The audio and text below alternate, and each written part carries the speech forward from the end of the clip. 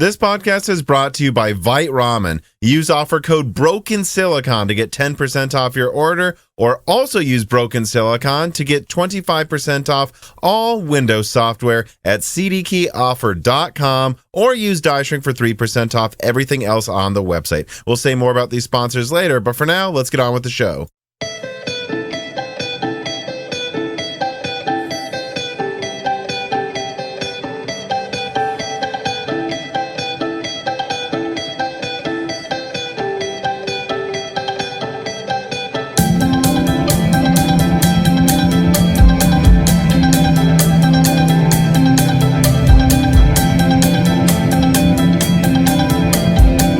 Welcome to Broken Silicon, a gaming hardware podcast. I am your host, Tom, and today I'm actually doing an episode that, well, I guess, first of all, this is being recorded maybe a week to a little over a week before it comes out. When you're listening to this, I'll actually be on vacation. But this guest was someone who I had been talking to for a little bit before we started confirming that we wanted to do an episode, just because you reached out to me about how in the professional laptop space, it's basically the same situation as what gamers are dealing with VRAM right now. And I just thought it would make for an interesting episode to record before I go on vacation and then release them, because it really drills in even more on how there really just seems to be a fundamental stagnation in RAM capacity all of a sudden. That isn't just affecting gamers, isn't just about optimization, it's affecting everyone. And a lot of industries have been taken aback by suddenly VRAM not going up, right? I mean, is that, please introduce yourself and tell people what you do. Well, hi, yes, my name is Brad Medlin. I get to have all of the fun. My title might not say it, but for lack of a better word, I manage a group of metrology engineers. The first question we always get about that is, what the heck is metrology? And no, it is not the prediction of the weather, even though that's what everyone thinks. I'm going to level with you. When I first saw that, I think Dan was around, and I was like, oh, I think this person uses computers for weather. I will be honest with you. That is what I thought the first time I saw that. I obviously haven't thought that for a while now, but that is what I thought. It's something that happens more often than you'd be really surprised how often we get the question. But especially when you work for a utility, because they go, all right, you're working for a utility. What's the utility care about the weather for? But realistically, it's just the science of measurement. So it's really hyper accurately building, 3D models using reality capture software and basically putting the real world to work. Mm-hmm. It's kind of the easiest way to describe it. I do a lot of work in the nuclear industry, so get to go and see and lay my hands and put my butt up against things that not a lot of people have got to do in their life. Mm-hmm. Yeah, actually, that must at least make it fun and interesting from the perspective of just, not only do you get to play with computer hardware, but you get to see massive engineering accomplishments and close up, right? You get to do both of those things, and it's a lot more fun than a lot of other jobs would be, I think. Oh, it's a blast too. I mean, most people don't really recognize it or realize it, but the things that we've done and seen and been a part of, some small projects, maybe small to us, when we're thinking about it outside in the real world, but in the actual industry, some of the stuff that we're doing is massively funded for, hundreds of millions of dollars just to make a small change out of a couple of pumps and piping. Mm-hmm. But because when you're working in the nuclear industry, you have to be hypersensitive to what's going on. I was going to say, it's got to be correct. Mm-hmm. Accurate and done right the first time. Mm-hmm. But so to, this is where I'll also, for safety reasons, say your thoughts are your own, not the company you work for. It doesn't really matter. This isn't really about the company you work for, but you do work for a major energy company in the United States. But for the purposes of the listeners, you are one of those people that goes into the field and mega scans an environment to then be modeled and move things around in real time, which is really a technology we just couldn't do not that long ago, and has made both video games look more realistic and cool. Probably save people a lot of time, because instead of having a bunch of low-level artists in a game, dozens of them spend time placing rocks and trees everywhere. Now you just mega scan an environment, maybe combine that a bit with random generation based on mega scan environments, and go, okay, is this look like what we could do for this scene? Close enough. It looks almost photorealistic. But, maybe it's technically this one thing in Iceland we're using in Death Stranding, but it looks like what it should. Unless you're in the local village that knows that mountain is that mountain, it's not going to bother anybody, And it's really revolutionized not just gaming, though, right? But the exact same practices have revolutionized, really all engineering fields, I imagine. Even video production, you'd be amazed. Some of the stuff that like LucasArts and whatnot does now. Oh, yeah. That one's kind of been, they've kind of intrigued me with their use of the case and how they take care of bringing the environment into a smaller area rather than having to take somebody out to Iceland, for example. But they can put them in a room and put a bunch of screens around them and you wouldn't even know it. Yeah, and then the fascinating thing is and that is something that a realization I've come to this year is that it's not just video games, it's not just movies and TV shows, it's not just engineering. It's also it's like literally everything now. Like I've even heard about like governments using Unreal Engine 5 to simulate combat scenarios, just because I might as well use Unreal Engine 5 to simulate tank battles. So why would we? It's crazy to just think of how this really is becoming just the Unreal Engine 5 is just the simulation sandbox standard. Gaming, I almost wonder if gaming will probably always be the biggest revenue source, but you never know. Maybe it won't be someday. Well, and some of the things like Twin Motion and some of those other plugins that have been coming out that basically take that CAD environment, that 3D CAD environment, just direct drop it in. It makes the process so much easier for us, but also for the actual folks in the field using it. That's kind of what's kind of crazy to me to think about, is that it's such a simplistic transition, and extremely helpful for everybody too.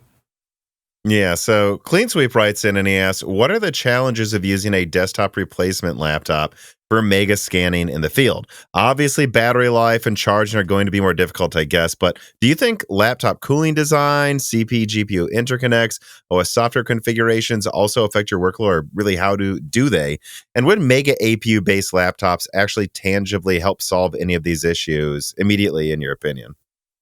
Personally, absolutely. I mean, anytime you can eliminate an additional heat source, one, and then also be able to take that and kind of pare the power settings down and have maybe a more balanced power setting output, it's huge. The options and opportunities that could come from that would just be great.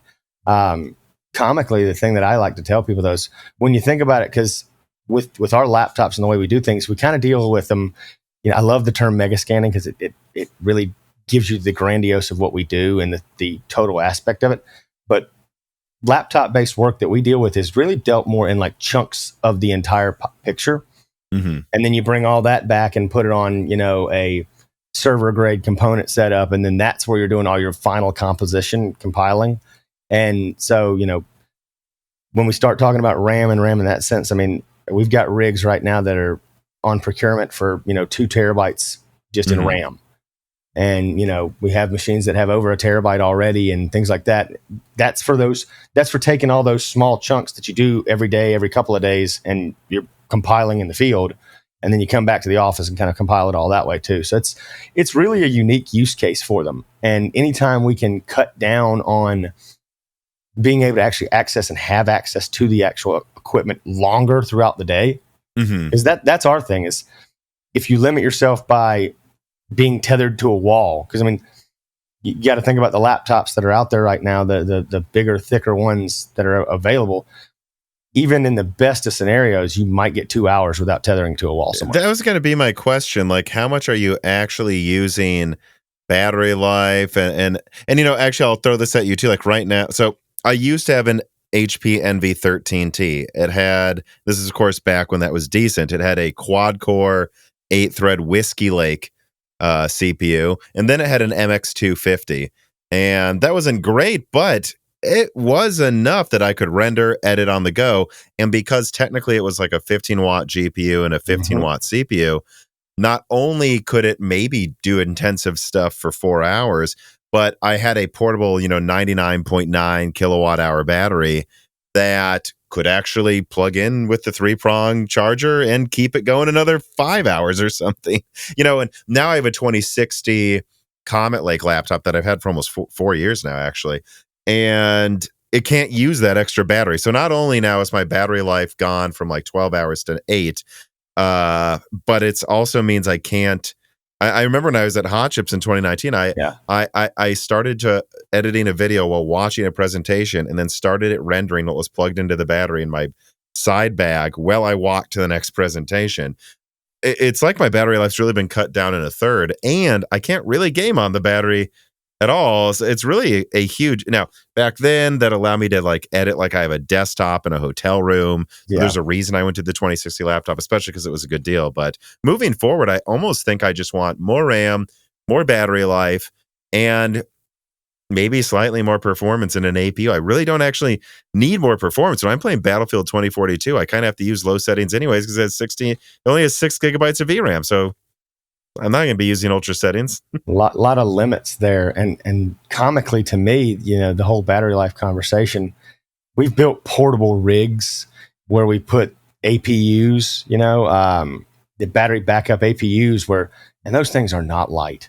And so we're toting those around. When you say APU, what does that stand for? Like the APC auxiliary power units.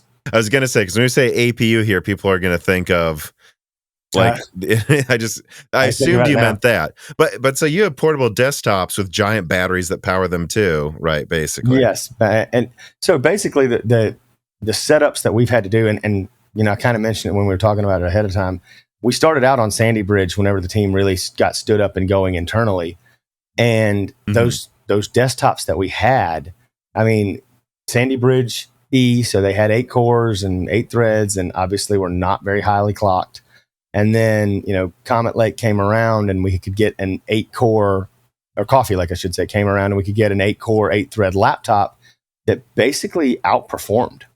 And so we were like, okay, so now we can actually be a little more mobile. Granted, it's a battery that's not going to give us 6 hours of battery life, but you're no longer going from location to location. Are you toting around a desktop? But I've seen those auxiliary power units. There was a couple. I've never secured an ad for this, but a couple of advertisers reached out to me like a year ago about them, and that's when I looked into them, and they're like huge. They're these giant things. So if you're using a Sandy Bridge desktop, you're carrying basically 2 desktops, and one of them is extra heavy. Yes. It's literally going to slow you down just because it's going to slow you down, like moving around. And I mean, we actually have one of our underwater scanners is kind of unique and interesting. It has the junk of a system, but because it needs to be mobile and portable enough to move around, the system's actually built in a Pelican case and feels like a laptop because when you open it up, there's an actual like 19-inch monitor sitting, like they bolted in so it doesn't fall. It's weird looking, and it's got the one power cable to power everything. It's really weird, but it's like, if you think about it now, because it was a Skylake based, and 4-core, 8-thread machine, realistically, you could have put that in a laptop now and ran everything 10 times better. But, it's the case for having all your little controls and whatnot that you have to operate certain things underwater. And it's just it's a crazy thing to deal with sometimes, and crazy thing to use. Well, so how much battery life would you get out of those Sandy Bridge desktops with that power unit with it? So most of the 1500 millivolt amp, like APC type devices, give you about 900 watt hours. And so realistically, we could get 2 hours on those. I was going to say, but it's about 2 hours though. Yeah. Yeah. To give you the reference now, on the i9 desktop that I have hooked into this right now with 2 monitors and the backup hard drive systems that I've got, I'm pulling 308 watts. So I've basically got about 20 minutes of battery life. If it died right now, I mean, Sandy Bridge actually was pretty efficient for what we were doing with it. I mean, it's hard to think back and go 125 watt, 8-core CPUs was impressive for a desktop, but kind of was. Well, that was a question I was going to ask you. What has it been like to watch this climb in usability from laptops? Because I remember 15 years ago, which is maybe slightly before, you're talking about with Sandy Bridge, but this was like 2009, the last big laptop I ever even let myself get. It was like an 18.5 inch, it had a 1080p screen, which was decent for 2009. In a laptop, actually. It looked great. Actually had a very nice screen, in my opinion, to this day.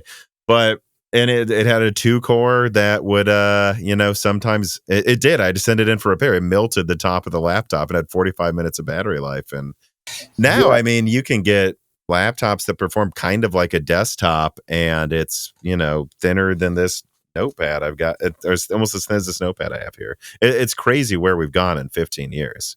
It is. The one thing that gets me to this day is the trade-offs that we're making. So, I mean, to me, it's all about heat dissipation. I mean, you can always put a more efficient battery or a more efficient processor and things to make it last a little bit longer. But like, for example, some of the issues that I found when I was first working with our first Alder Lake, i9 laptops was that the decisions that were made, in a boardroom somewhere else where we want to go, instead of going, all right, let's cool this thing properly, let's be smart. It's okay, let's make this as thin as possible so that people still think it's something close to a thin and light type design. Even though if you carry that thing around on your back for 12 hours, you're going to know it ain't that. Mm-hmm. Yeah, some of them are pretty heavy for how thin they are. Oh, God. I tote one around daily.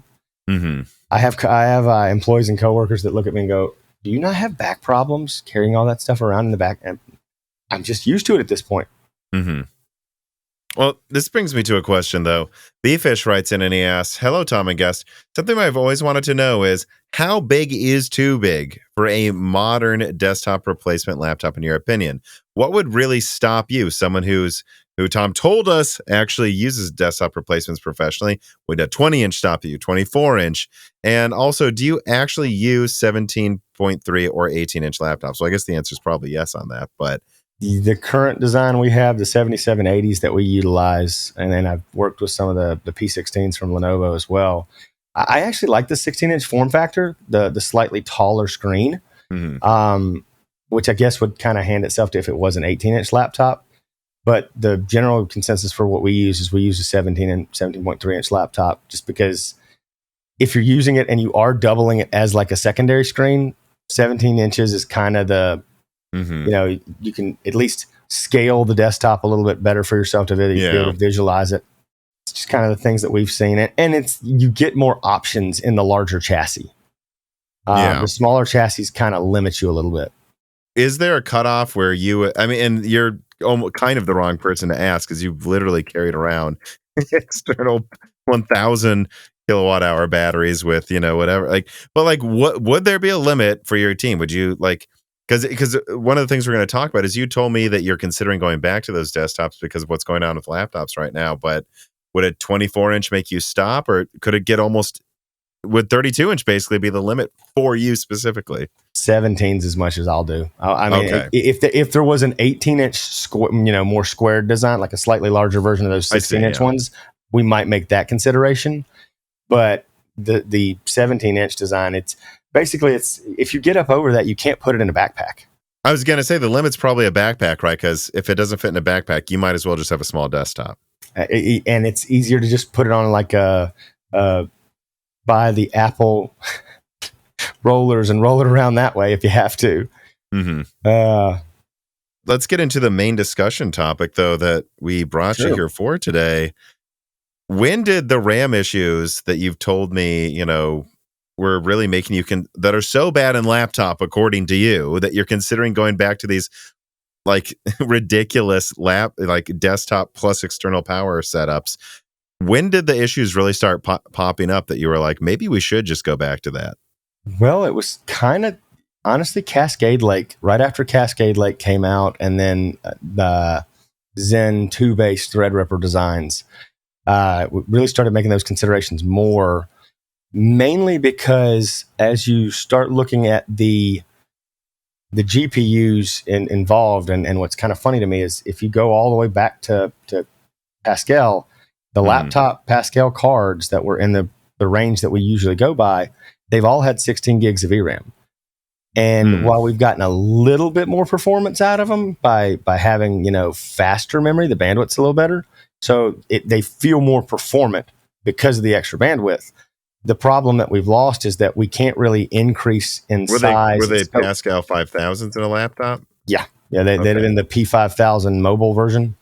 It was kind of something that you can trace back a little bit too. Yeah, it had 16 gigabytes of RAM. That's crazy. So you're saying they really haven't increased RAM since Pascal? Yep, and not in the mobile format. It's basically the same as gaming on desktop. That's just so funny to me.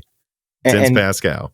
Yeah, and it's not something that I foreseeably could predict or say or know with any certainty is going to change in the next 2 to 3 years. Mm-hmm. I feel like part of it, I think, is maybe, you have to be able to shrink the die of the actual memory to be able to make that smaller or put more on a singular die to contain it within like an MXM type card or something like that to grow that space. I think you're kind of space constrained for more than 16 gigs really on a laptop, which is sad because, desktop parts are making such a transition now to where, 32 gigs, for example, in AMD's most recent upper mid-range, not top of the line, but the one right below it, you're now at 32 gigs for a desktop card. So you're doubling that for the card that's going to cost you the same price as the laptop card.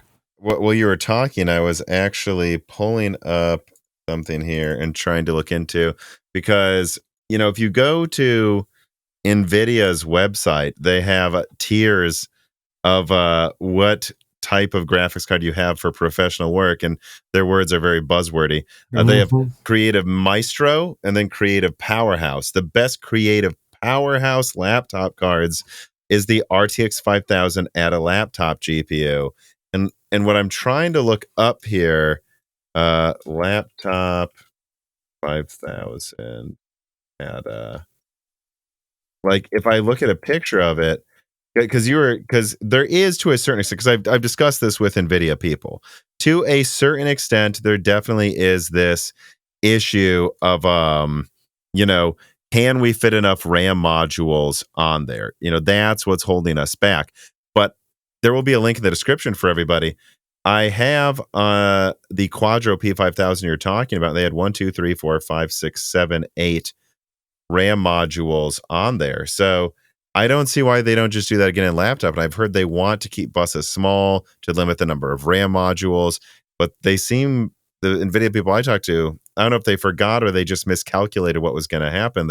You're making it smaller, but like, we were fine with laptops with 8 RAM modules before. They weren't too big. And now all of our apps can't fit into any of these graphics cards anymore. Yeah. And it's a bottleneck for us. Because if you want to work with those, like I said, when you're working with slices in the laptop space to do things, whether it's in the field or once you're back in the office and, not everybody has the availability to go and use a massive desktop. So kind of have to pick and choose your battles there. So if you're working in those smaller slices, one of the things that we kind of have to balance and work out as a team and a group of folks is that we want to, how do you best cut something down, but still have the right amount of overlap when you're building out the whole massive production? Example I like to give, just kind of referencing the gaming industry. So like, say you're building a stadium for FIFA and, one person's working the field and then one section of the actual stadium. Okay, well, if you got somebody else who's working the field and then the next part of the stadium, where's that overlap going to be in the corner? And if you don't have those pieces that right and lined up perfectly, then you sometimes end up with some funky looking models, funky looking, polygons and setups for people. Most people tolerate it. And it's funny. Now I've seen announcements of like these. I don't remember. I think there's a couple OEMs making 19-inch laptops again all of a sudden. I don't understand. We can fit, we have 48 gigabyte graphics cards on desktop. I understand you might have to clamshell or add a couple more module slots on the board for the laptop, but actually laptops aren't really getting any smaller anymore. Why can't you fit this? And I we're kind of dancing around it, but I honestly really think that a lot of this comes down to they just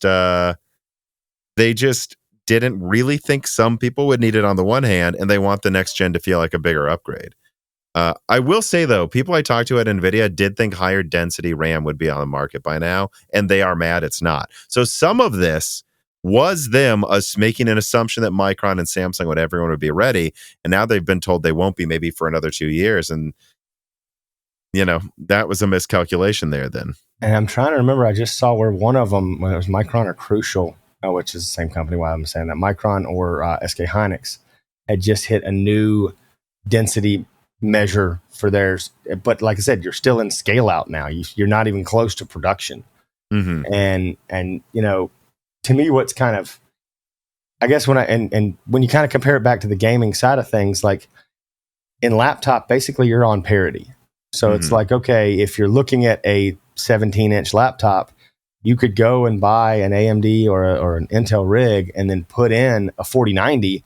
And if you've got the studio drivers, which I still don't quite understand the difference, but they do give some more validity to the way you use that card in a professional workload. Kind of more like the prosumer type thing, almost like the Titan in the real world. But you start to use those kind of cards and those kind of laptops, and you really end up seeing that there's a myth for some reason. There's some kind of a miss there that they're going, okay, we're going to put the same exact card here. And from a sales perspective, it's almost really hard to be able to say, all right, I need to go buy this Precision line from Dell, or this MSI Titan line is basically, $2,000 cheaper and the same parts and almost the same drivers now.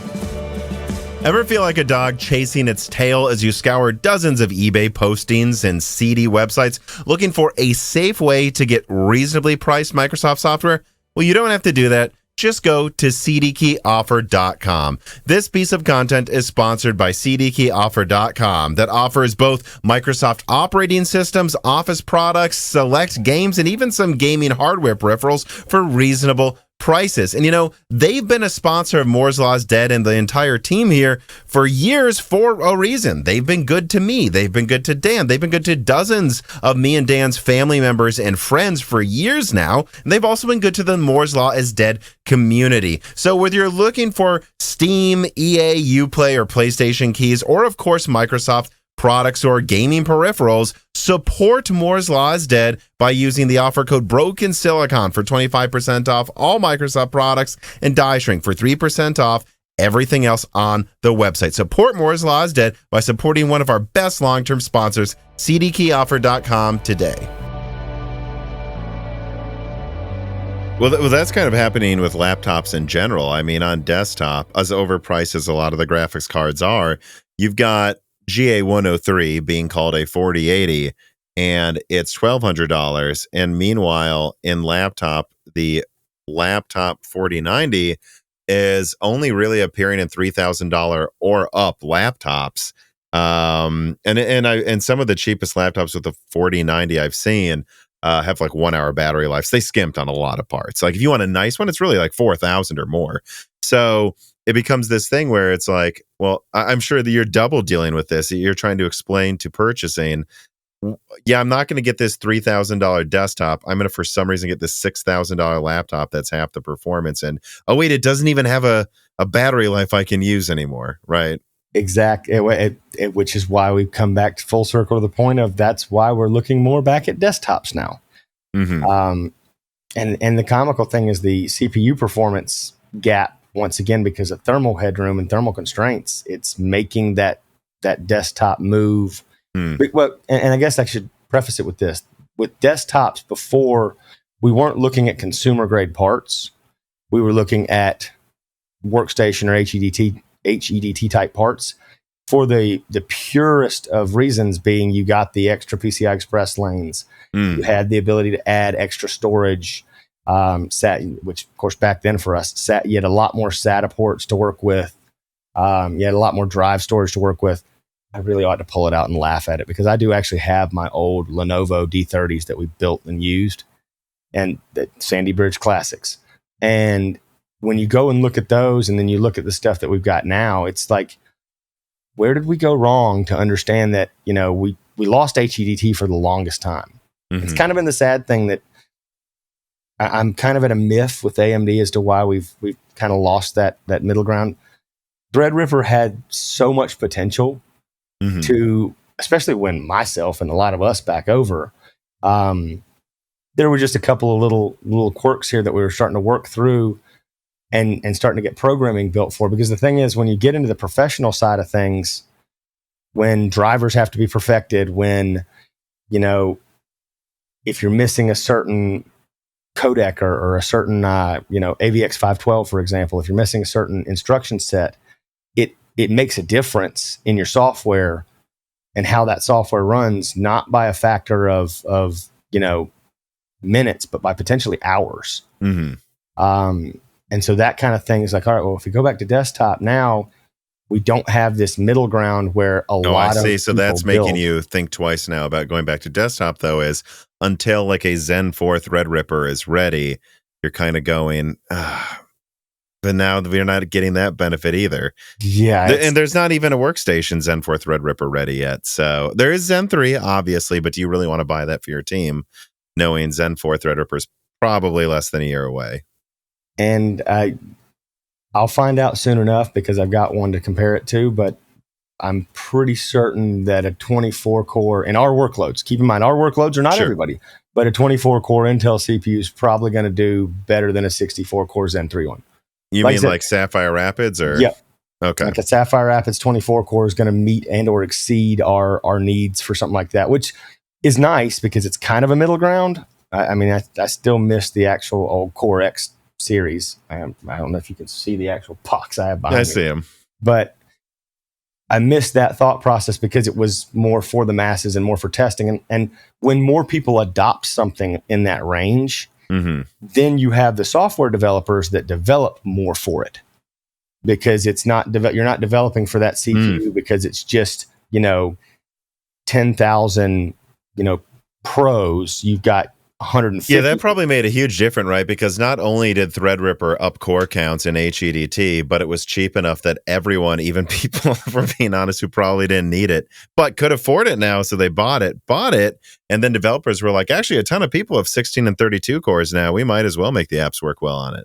I was actually getting ready to say what, because I'm trying to remember, wasn't the difference, it wasn't like the 32 core, the Zen 1, is it Zen Plus, I guess? Wasn't that right, just around $1,000 then too?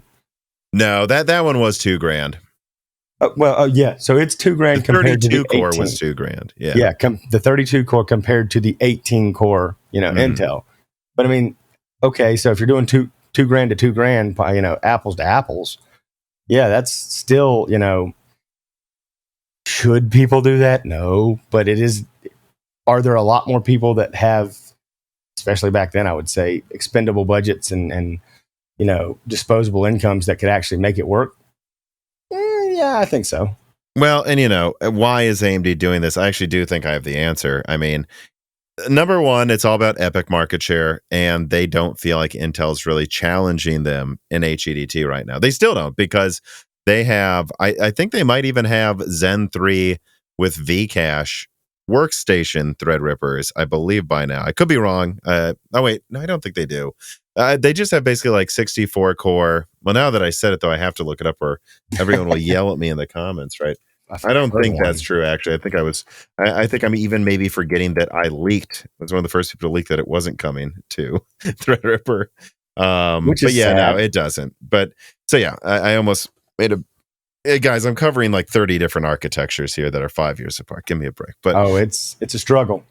But no, so still though, AMD sees that they have 64 Zen 3 cores and they're like, is this even really worse than Sapphire Rapids? I mean, it is, but is it? We've got it on the market. It's widely available. It's the top chip that we have is cheaper and people are still buying it. So, I think that's what AMD's thinking is on the one hand. And on the other though, it's not just that they want to take epic market share while they think they can ignore HEDT. From what I've heard, and I did hear this from a lot of my sources, like guys, I leak to you what I think gamers are interested in hearing. I don't tell you everything behind the scenes. Like one of those things I'd always hear is AMD has 12-week or more lead times. It's ridiculous or something. And And these long lead times would make people sometimes choose Intel if they're like, oh, we'll get you a Xeon in a month. AMD says you're gonna have to wait all summer. By then, maybe new stuff will be out. That seems silly.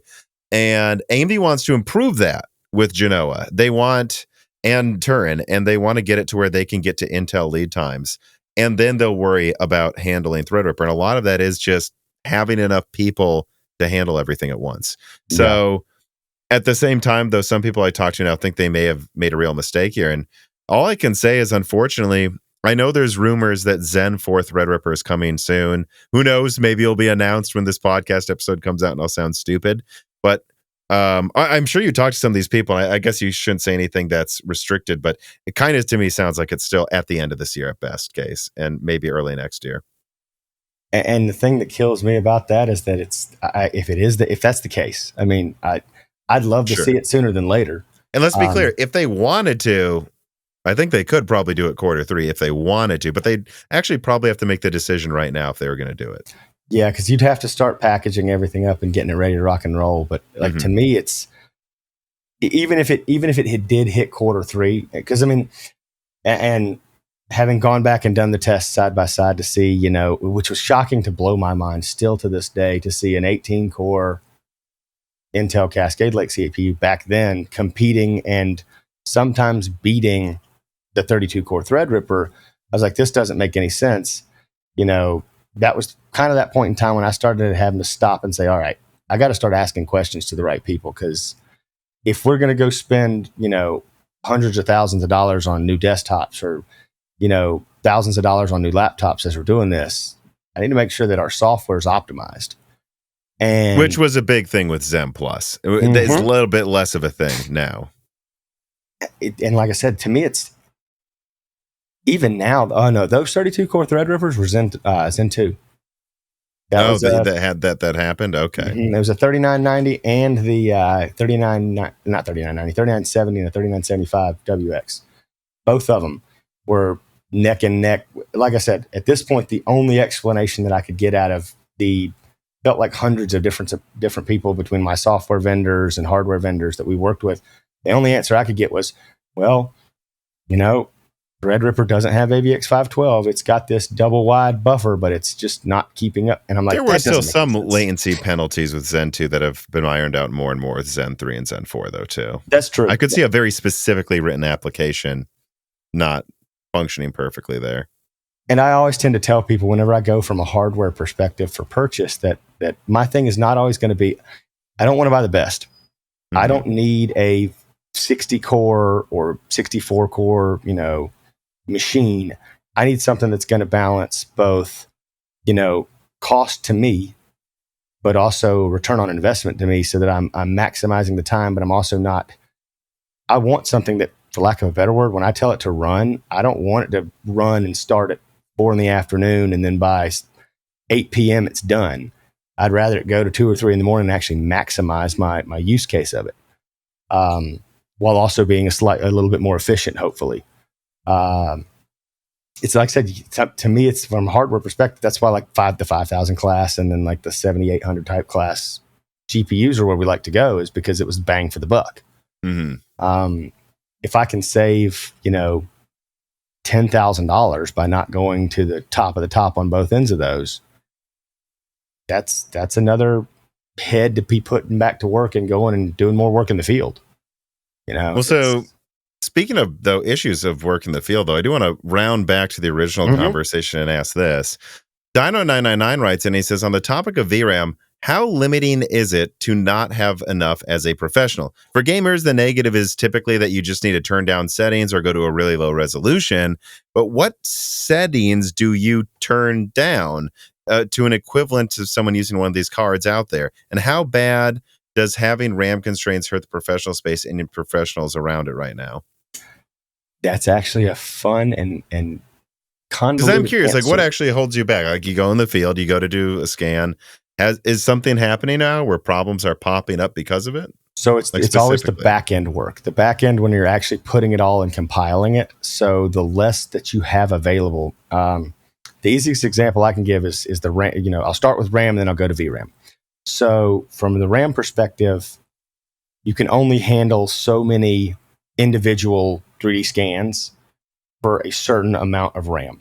So I always like to use the number, if you got 128 gigs of RAM, 100 scans in the field for the software that we work with, that's your limiting factor, right?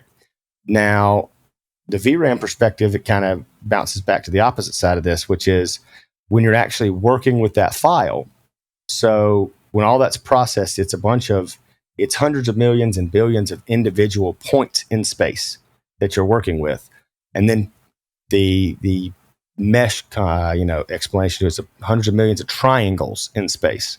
So when you're working with those two things and you're bringing them in to actually start your modeling process, the VRAM cap, it's not quite what I would call a hard cap, but it's a very close cap. So for example, with 16 gigs of VRAM, I can fluidly use about 450 million points active at one time. And that's something that I can manipulate, move around within the cloud, fly through it, and not have any problems.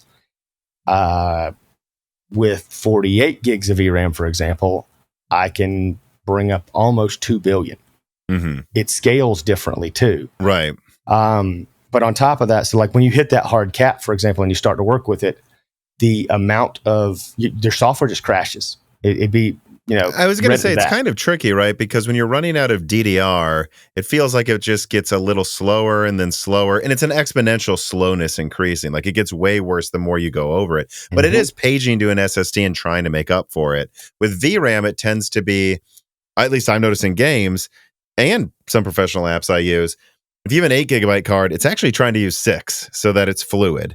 And it's doing everything it can to use 6. And then it'll go, okay, we have to use 7. And then 7.5, and right around 7.5 on an 8 gigabyte card, I've noticed it goes okay at first, and then after a few minutes to an hour, it starts falling apart, and then it stops working and crashes. With DDR, it just gets slower and slower and slower, and you realize I should close something because it's paging files too much. With VRAM, it goes from fluid to hitchy to crash. It's much worse and jarring. This is going to make you laugh when I tell you this. So when we first learned how to start processing all these scans and putting them together, because most people had 16, 32 gigs in a machine, the actual person that was training me, this was back in 2011, 2012, the way they explained it to me, and God bless Rose, she was awesome. She'd be like, all right, so what you're going to do is you're going to put all this in, get it compiled, click this button, and then you're going to get up and go get yourself a cup of coffee. And then come back and check on it. And if it's not done, maybe go hang out with your friends for another 5 or 10 minutes. The explanation that I like to use is once you hit that hard cap, once you get over that number of scans, when you press the button, click and wait, it will go from literally minutes to finish something to sometimes hours very quickly. Right. And so you'll go and I dealt with people in the automotive industry who were, because I was in the sales side, but there are people doing the AutoCAD work. And the thing that sucks is they might start something, go get that cup of coffee, or go to the bathroom. Like, they do all this work. It's like, well, I'll go to the bathroom once it starts rendering or exporting or something. And then when they come back, it's 20% done. Are you going to break the export? No. And so you're like, I guess I got freaking 45 minutes to kill. Jesus. Oh, we've had days where that happens. And even to this day, I mean, with some of our larger projects and larger files, we still have that. I just rendered where I compiled an old project with a new project to do an overlap, and the creation of the final densified point cloud took 63 hours. And it's something like 12 billion points total, but it's actually going through every individual scan and comparing it back and forth. The only way to fix that, more memory bandwidth. That was actually one of the biggest slowdowns of the Zen process, the early Zen processes that we learned, was that memory latency penalty that we were experiencing there. It almost felt like it was an exponential set off to it, which is kind of crazy. Like to see an 8-core laptop that would do something in, I don't know, I use the reference 25, 30 minutes, and then to see a 32-core Zen product, come in here and it takes, with the same amount of RAM on board. So one had 128, the other had 128. And the 8-core laptop finished, like I said, 20-25 minutes. The 32-core, 28-30. And I'm like, this doesn't make sense to me again. Just all the way software interacts. the one thing that I've actually been really proud, and I've made some comments on LinkedIn to some of the guys that are sharing it. I'm impressed to see where AMD's been going recently and actually getting involved more with those software vendors, the SolidWorks of the world, the CATIAs and those kind of folks. And they're actually getting with them and saying, hey, what's it going to take to get this stuff optimized? Our drivers are now mature enough. We're not, this isn't the old AMD of 2019, 2017 kind of timeframes where the drivers are garbage to come out with. Now we're mature. We got everything working smoothly when we launched this. I think they even have like more test computers than Nvidia does for some of their products, like trying to make sure stuff's rock solid. So they're like, what do we need to do? And so they're getting into the back pockets of some of these software vendors and saying, hey, let's optimize. Because at that point, that's the code basis for some of these. I mean, I'll use the software that I'm considered a subject matter expert on, which is Autodesk Inventor. The base code goes. I used that in high school, actually, in college too. Yeah. So did I. That's how I started on it when I was in the 7th grade, and I've used it as long as some of the folks when you develop the testing procedures for it that had been there for 30 years with Autodesk. And so the conversation that I go with that is that base code, the parametric base code to it, it hasn't changed since inception almost in 1999, 2000. And so there's all the little quirks here and there that they can optimize, but convincing a company that's ingrained in we don't want to change the base kernel to how do we take the base kernel but figure out some slippery optimizations here that can pick up performance where we need it to. That's kind of, and because the funny thing to me is when you look at a lot of modeling software, especially the parametric ones that you'll use out there, the Fusion 360s, Inventor, SolidWorks, some of the CATIAs out there, they really don't care about the total number of cores when you're actually working with it. Right. And this kind of gets to something too with GPUs. As far as my whole GPU as a complete unit, if I had, a 3060, but I had, 48, gigs of RAM in that's going to perform the same to me as a 86000 in a lot of cases. But I think Nvidia knows this, and I think they know that because they have this software advantage, they're cemented in the market, that 48 gigabytes is cutting it, and that the real thing that's going to make everyone upgrade next gen is 96 gigabytes. And if they give you 96 gigabytes now, everyone's probably still going to buy them anyways right now. So why do it now? I think that's, but the one thing that might cause a lot more problems for them, I think, are these mega APUs that I've started leaking on the channel, because, we can talk about how they're limiting these 256-bit graphics cards and 128-bit ones, certainly, to small amounts of GDDR6. It's not an issue if you can just give a 256-bit bus that uses normal RAM to an APU. I guess I don't know for sure, or at least not off the top of my head, but I have no reason to doubt that Strix Point, or especially Strix Halo with a 256-bit bus, should easily be able to get to 256 gigabytes of RAM, at least 128 gigabytes in a laptop, and it's just RAM. And I guess I don't know for sure. They won't limit how much VRAM it has access to in there, because that actually is a thing I've noticed playing with a lot of APUs, is technically have to allocate it, which is weird to me. I thought they're going to go unified since Kavari. I actually don't know what that's all about. But I think they're not dumb. I'm imagining they will know we should make sure this can use like 64 gigs of RAM for the GPU part of it and stuff. So I guess this gets me to a question here. Chris Rich writes in and he asks, I believe that most of NVIDIA's volumes in laptops, that most of NVIDIA's volume is currently going to laptops, that AMD doesn't seem to be making much inroad there. However, with Meteor Lake causing OEMs to stop using lower-end discrete GPUs, followed by Strix Point, Strix Halo, and then Arrow Lake, do you guys expect to see a big change in market share in the next 2 years for low-end gaming laptops? How receptive do you expect consumers to be to APU gaming? So we'll come back to gaming, but we already know that Phoenix is basically 1650 performance. And I have a chart that I've leaked a million times now that shows projections from AMD that Strix Point should be 3050 performance, and so that's like 1070 performance, which is funny to think about. And then Strix Halo should be 4060 or 4060 Ti desktop performance, just about 3070 performance. Okay, except you can use 128 gigabytes of RAM. So I guess my question is 1650, 3050, 4060 is what? Where is the break point for you? Because Meteor Lake's going to be 1650 Ti, I believe. Do you think Phoenix is enough now? I mean, could you do it with Phoenix now? Do you think that extra 10 to 20% from Meteor Lake will add to it, 3050, or do you think it actually needs to be at least 4060, 4070 performance? And then it doesn't matter that these other GPUs are so much stronger. I'll just take the 128 gigabytes of RAM.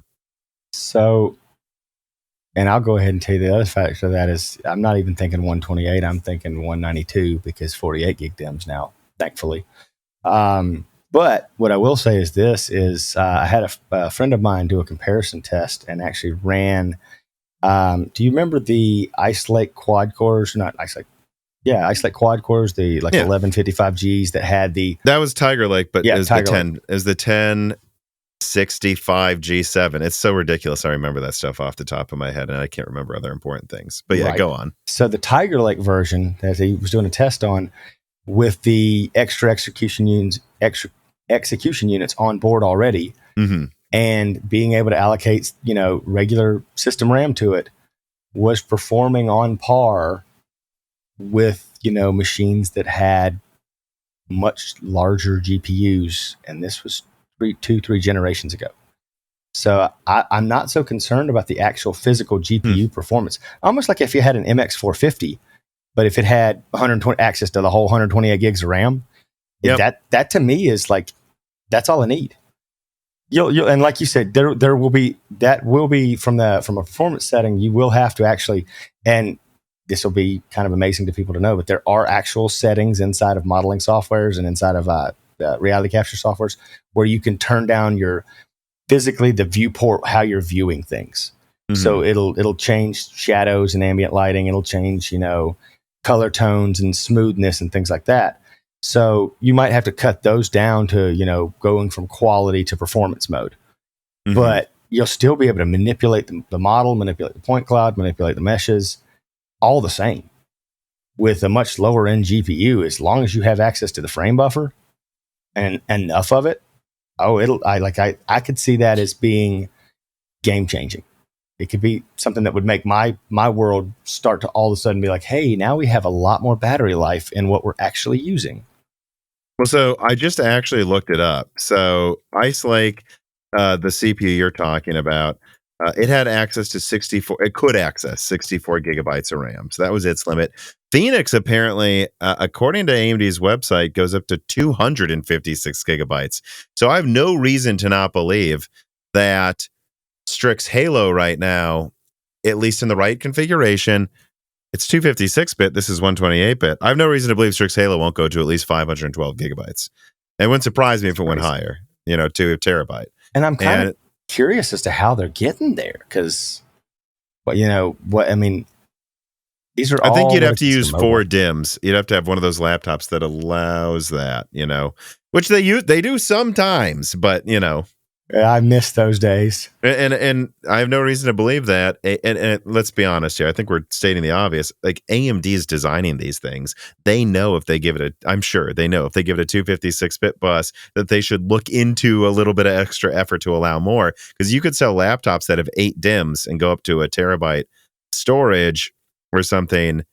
That's a market no one else is addressing right now. And yeah, there you go. I think, Strix Halo is going to offer at least 256, of course. It's the same as Phoenix, most likely 512 gigabytes. And I have no reason to believe it won't. They couldn't, if they wanted to, make it a little more. And that's going up to desktop 4060 Ti or 3070 performance. And that's what's funny, because I was just thinking about this. So the actual JEDEC spec now for DDR5, the DIMMs actually increase. They double once again. So, we went from 8 to 32 with DDR4. And then now we're going to go from 32 with DDR4 to 128, I believe, actually. Oh, no. Yeah, 128. We'll get up to 128 gig DIMMs. It's a multiplication of 4, technically. But we'll get up to 128 gig DIMMs. So if you had 4 128 gig DIMMs, they're basically future-proofing this thing. Yeah. They're saying we expect to see someone put 4 128 gig DDR5 SODIMM or whatever it ends up being. Maybe they put it in like a desktop performance where it's got like actual physical DIMMs. That to me, like you said, that's where performance will, finally meet the roadhead for a lot of folks that are looking for it, professionally, to be able to do the things that they want to do. Yeah, and I was just looking too. None of the documents that I have from people at AMD say how much RAM Strix Halo supports. But again, Phoenix supports 256 gigabytes according to AMD's website. So why something with double the bus width wouldn't be at least 512 would be beyond me. But so I guess let's drill into the question though. Meteor Lake is like 16, Phoenix is 1650, Meteor Lake 1650 Ti, and Strix will be 3050, and then Strix Halo will be 4060 to 4070. Which one of those does it really matter? Like, would you consider just going straight to Meteor Lake or Phoenix now? Like, is that enough already for you? I'd probably want to wait on slightly more performant cores on top of it. Strix really has my eye, actually. I'm not going to lie. Like Strix Point, the 1650, the 3050 one that has 4 Zen 5 and 8 Zen 5C. Yep, that Strix Point kind of setup, and Meteor Lake makes a lot of sense, but it's at the and the thing to me with Meteor Lake, when you think about it, is it's still going to be a very power sipping package. The same thing goes for Strix Point and Phoenix is that way as well. But to me, I don't know if you'll care about this. I haven't leaked it yet. It's kind of public knowledge, but I don't think anyone spelled it out yet. My understanding is Meteor Lake has 6 big cores, 8 little cores, and then 2 more little cores on the SoC die.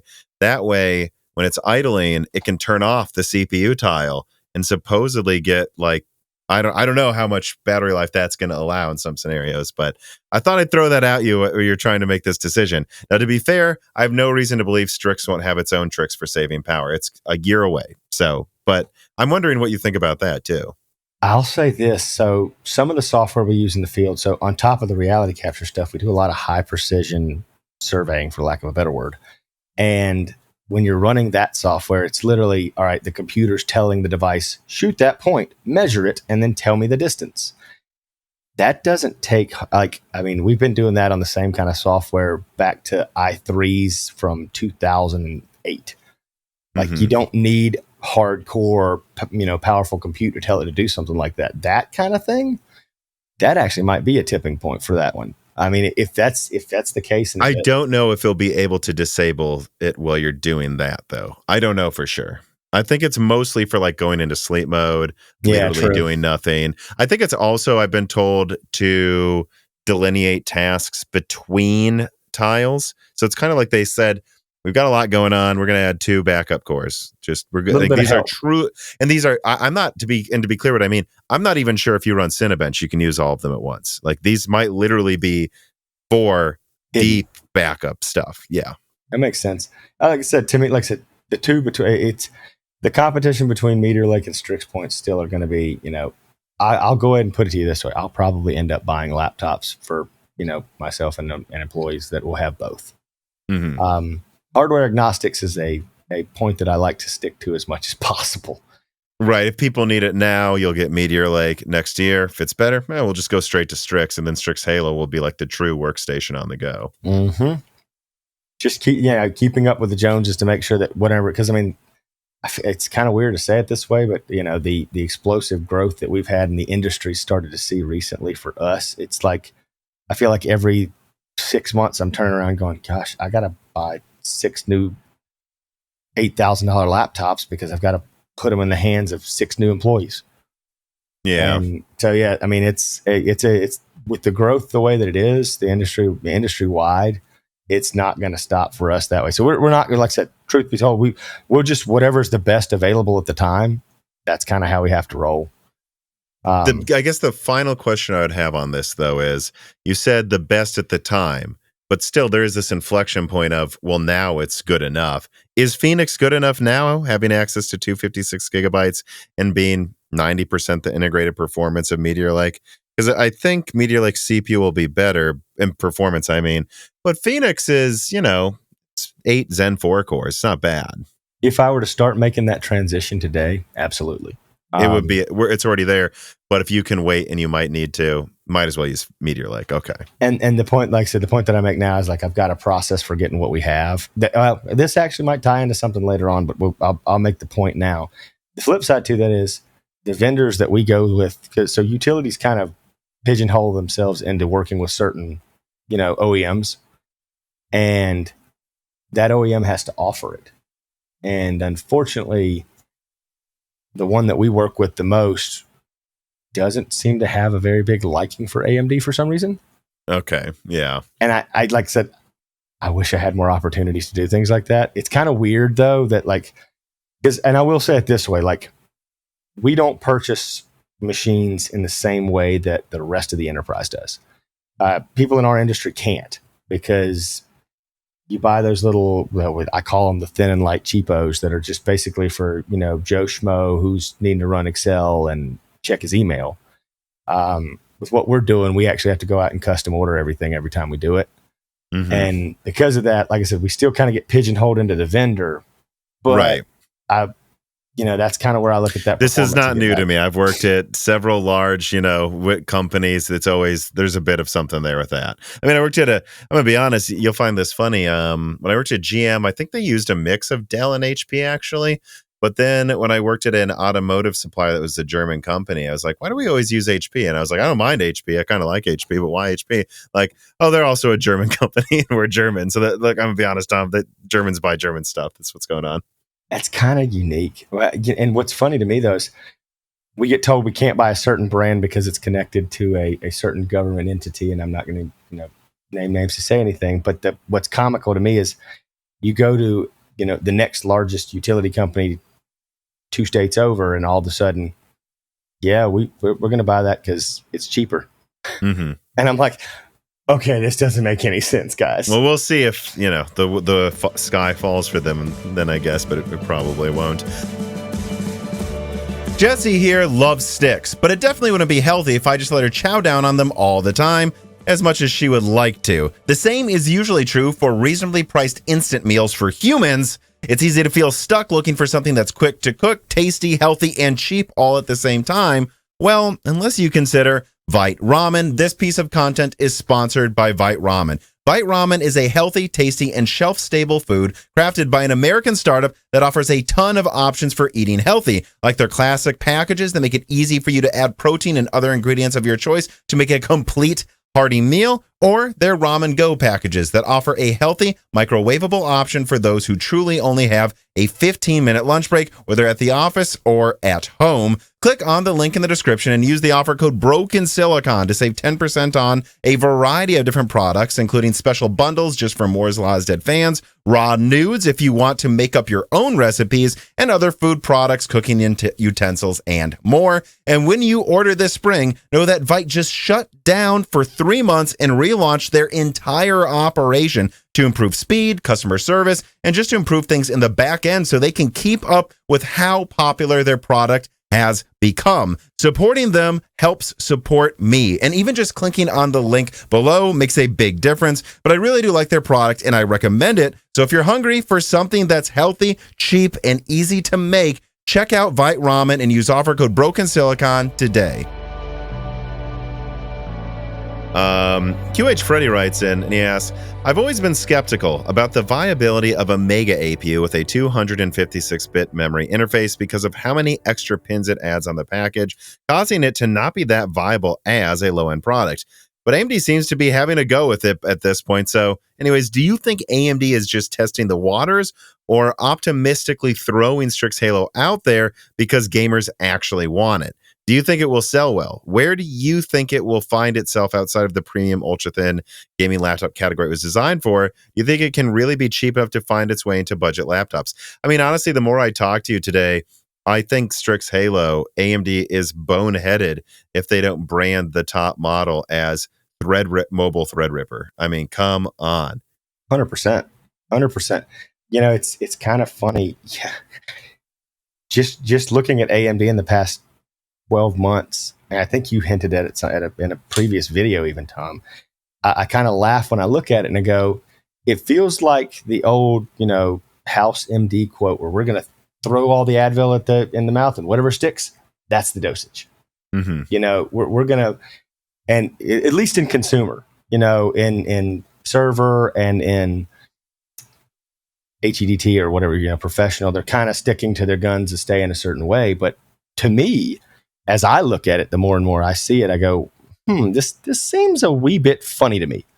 Like there's got to be a reason why all of a sudden we're seeing this plethora of extra coming out on the consumer side, because Which like is they in want to that take Strix the market Halo share. leak. What was so crazy about that Strix Halo leak I put out wasn't just that there's Strix and Strix Halo, but there's also Escher, Kraken, Hawkpoint. There's like a dozen different APUs apparently coming in 2 years.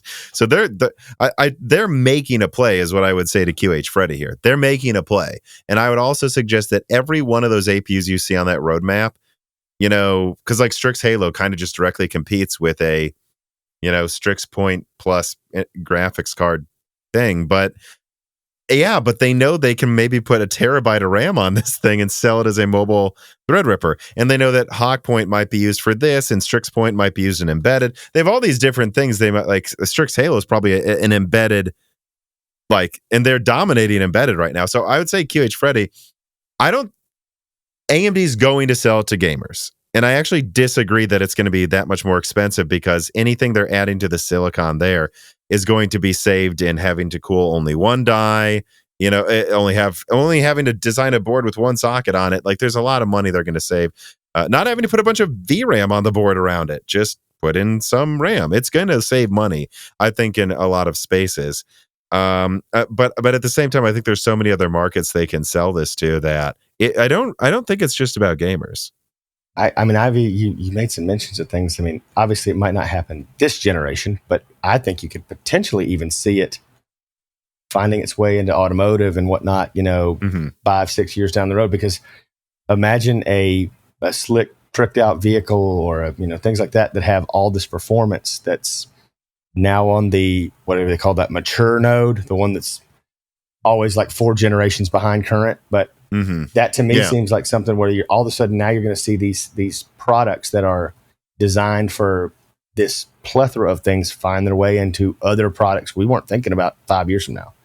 Imagine your refrigerator with Strix Halo in it. Oh my God, you could play Crysis. But on the like what they joked about Tesla's having Navi 23 in them, and it's like, but then they also have to have a CPU. Who's to say eventually Tesla's, because remember, I built Strix Halo, I use a CPU chiplets. Who's to say they don't just put a 6-core CPU plus a cut down version of the GPU and they just send those to Tesla or something? Like AMD is giving themselves options, but each one of these options clearly does a few things crazy well their old stuff just couldn't do. Oh, absolutely.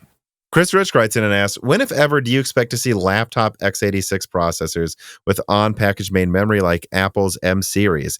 What do you think are the main issues that need to be solved? I don't think Strix Halo has it. I've seen no reason why the successor won't, though. I think AMD just iterates. We do this, then we make it do this, then we make it do. They never tend to do everything at once, and I'd be surprised if they weren't already doing this with the successor, with the Zen 6 version. I kind of already start thinking about Xeon Max, where it's at now. And that's probably where, you know, usually when you test out something in the server side field of things, it's, you know, usually 3 to 5 years behind. It starts to trickle into the consumer space. Even though server cores are always 1 generation behind. I could really see it, you know, 2028, 2027, sometime that kind of time frame. I mean, if it follows the cadence that past things have done, I could see something there. But the problem, I think, is I don't think you see it in the same light. I don't think that it's never. To me, it's not main memory. It's like it's like AMD's already doing with, you know, Vcache. It's a large expansion of the next line level of memory. You're still going to have some kind of RAM behind that. And maybe it's, you know, persistent memory. So it's more like storage then, but there's not enough die space to put the kind of memory packages that you want, especially once you get outside of, you know, consumer space where you're looking at, you know, 32 gigs of RAM or something like that.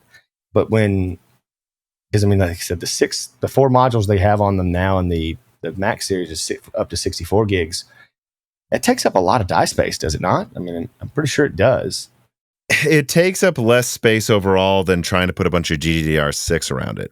But great. It does add it to the package itself. Like, I think, I forgot what it was. You know, Fury X, which has the first GPU with HBM, you could argue, or, you know, that it was like, I forgot, like a 600 millimeter square die, but you could also argue it was a 1000 because of the HBM on there, right? So, Huge. Yeah. But I mean, to me, that's the kind of thing I see. Like, it's getting that technology small enough to where it can kind of interlace and interlace in between the two things. But even like I said, it's more like a next level. What was the thing they talked about with Meteor Lake potentially having like an L4 cache? Was it adamantine? Yeah. Yeah. I mean, there's something like that that's potentially coming. Yes, that's not actual RAM, but the less you have to go to system memory, the better off you are. Mm-hmm. So any kind of a bridge to it, and I think that's where Apple I almost feel like Apple doesn't have like a real true L3 in the sense.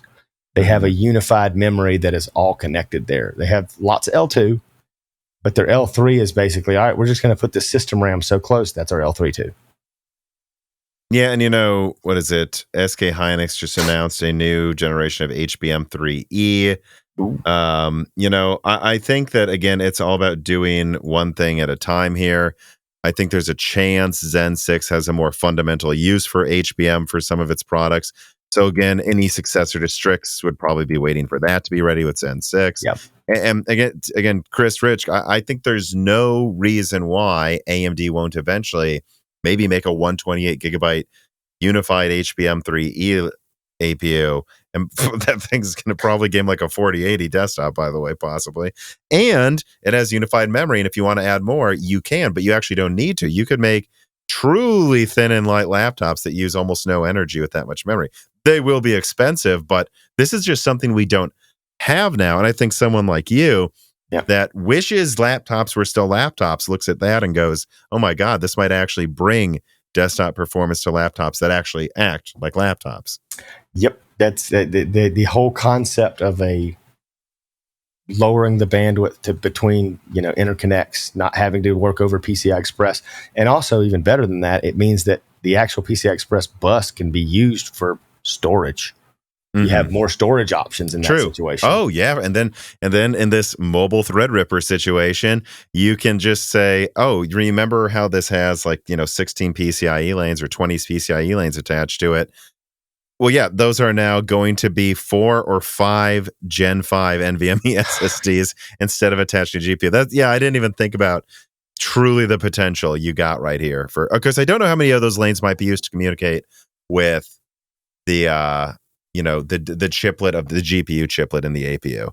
But I'd still think that'd probably leave you the ability to add 2 NVMe Gen 5 SSDs, at least with a successor if they want to. Yeah, because it's definitely there. Well, and I'm wondering how Intel is going to do it, because I don't think Intel does it over PCI Express. I think they use UPI. The proprietary bridge that interconnects their Xeon chips. They don't use it's a different.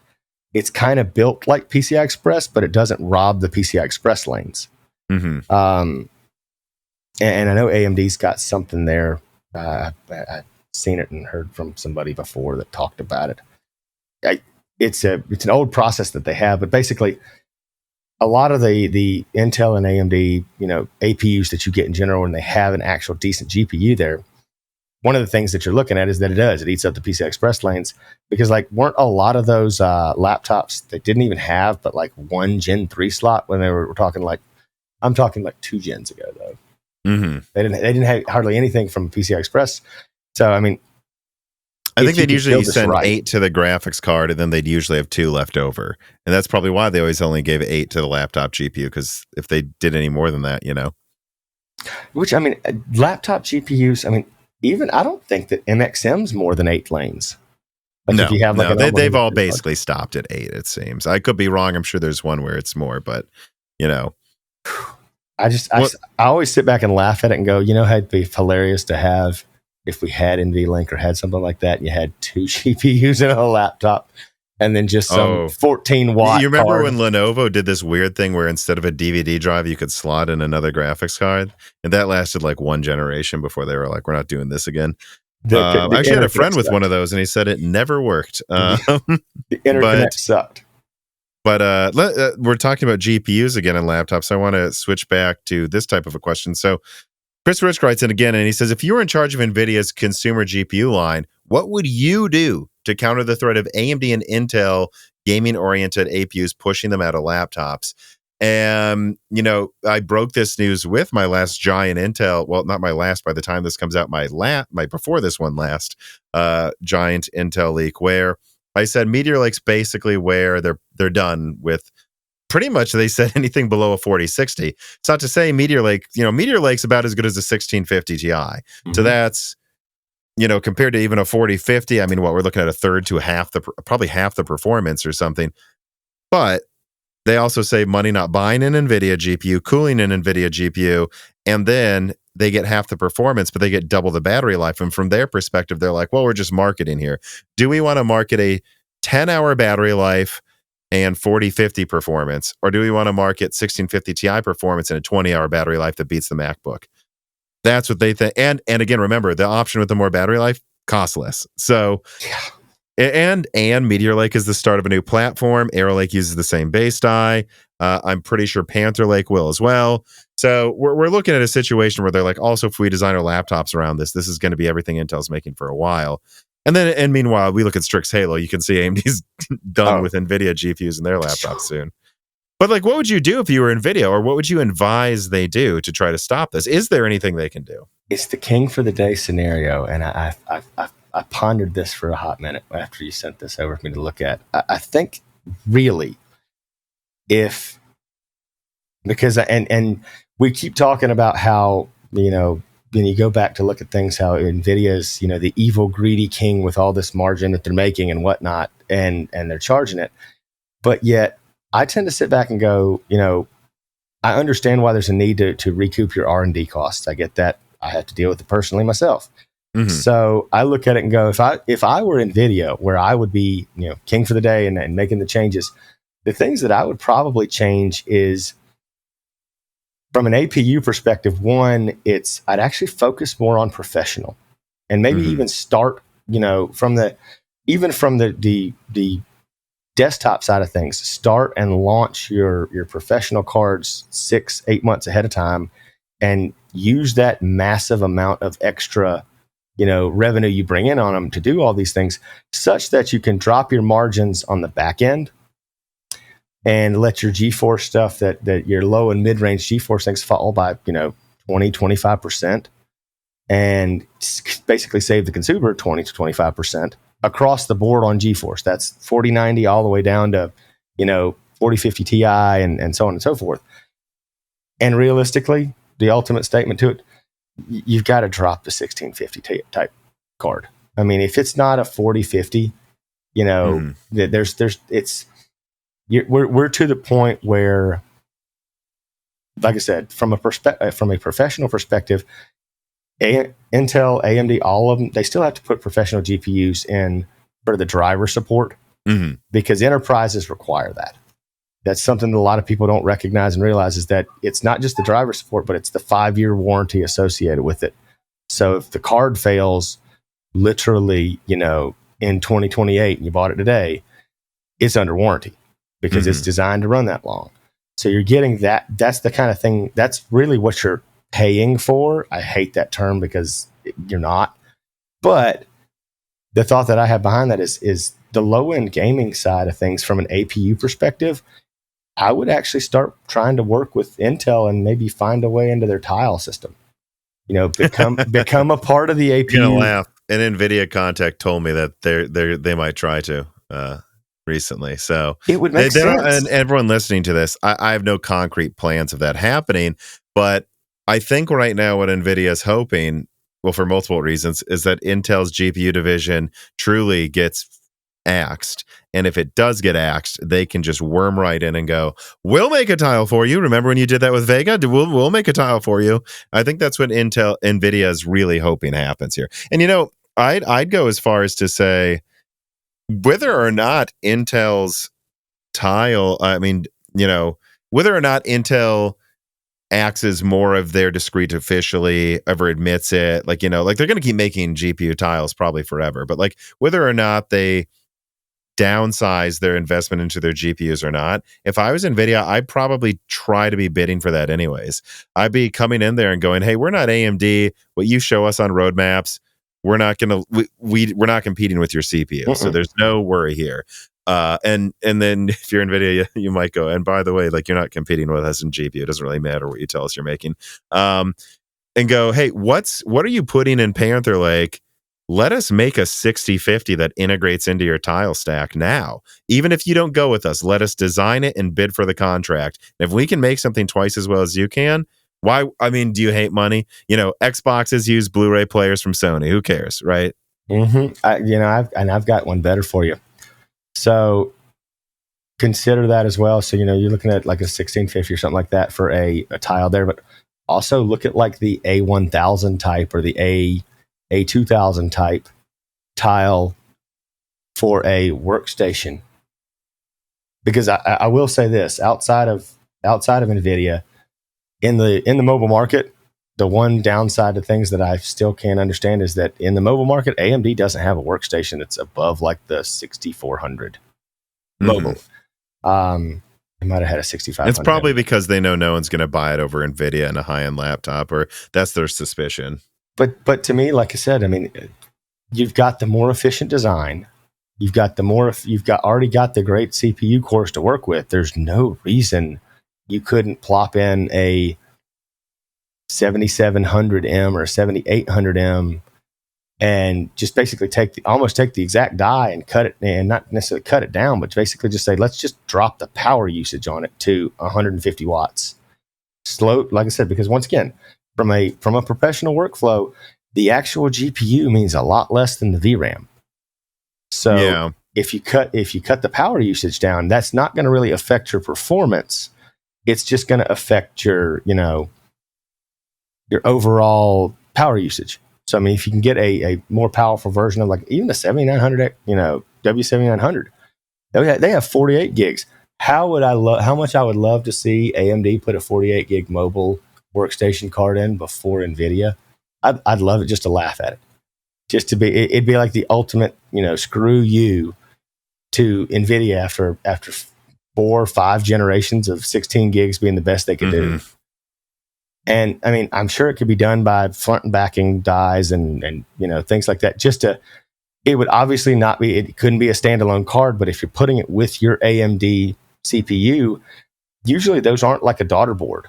Like that, I mean, that's the one thing people kind of miss is like when Dell or HP or Lenovo or Box or any of those people that make their own laptops come out and design these things. Most of the GPUs that are discrete have some kind of a daughter board or are the MXN variety. They're not usually soldered onto the same board all the time, especially not for the higher end ones, because as they build like a higher end i9 machine or a R9 machine, then you want to be able to have the flexibility to just say, okay, we want to put these different options of GPUs. We're going to make this main board with a bunch of i9s. We're going to make this main board with a bunch of R9s, but we don't want to have to guarantee that we got to solder this chip on at the same time. So you see that a lot more often in the upper ends of those things. So because you're AMD, and once again, right now with Strix, Halo, and all the other products coming out, you could kind of throw that at the wall and honestly watch it stick and stick well. Yeah. Well, I mean, I think though, to move forward though with the previous question, I mean, all right. So I think we both know the best thing NVIDIA can do is make the best professional cards so they keep the top laptops and try to get into a tile design with Intel. 100%. I would say with Intel and AMD, but AMD doesn't need them. No. All right. If they can't get into the tiles, though, do you think there's really anything they can do to... I mean, they've already told me they're basically done with MX cards. Do you think there's anything they can do to save the 50 and 60 class? Because I think that's next to get out of here in a year. Realistically, I don't think they care. I mean, once again, if I'm CEO for the day, I don't really care about that either. That's not my high margin product. And most people that are going to buy a I've always kind of been wary of that. I always thought that because the Surface Pros and the trying to think of some other options and examples. Some of those cards that are out there, that are automatically integrated with integrated GPUs, even though they're not like a mega APU per se, they do more than enough, because the person that's buying, I like to make this as the standard quote and reference I go back to, especially from a workstation perspective. The normal consumer that's buying something isn't doing, heavy duty gaming. Mm-hmm. So if you're going to get into gaming and you're like, okay, like a 4060 Ti maybe and up, and focus on that, but the actual like 4060, 4050, okay, unless you're going to give me a 4060 with 12 gigs, over a 4060 Ti with 8, unless you're going to do something to sweeten that pot.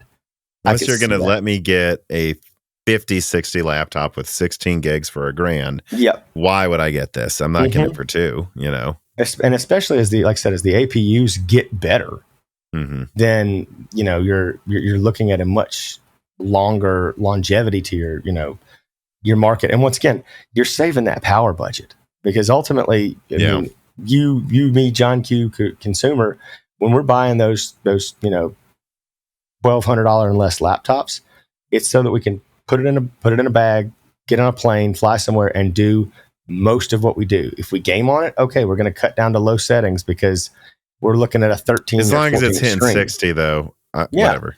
Yeah, it's usually a smaller screen on those laptops too.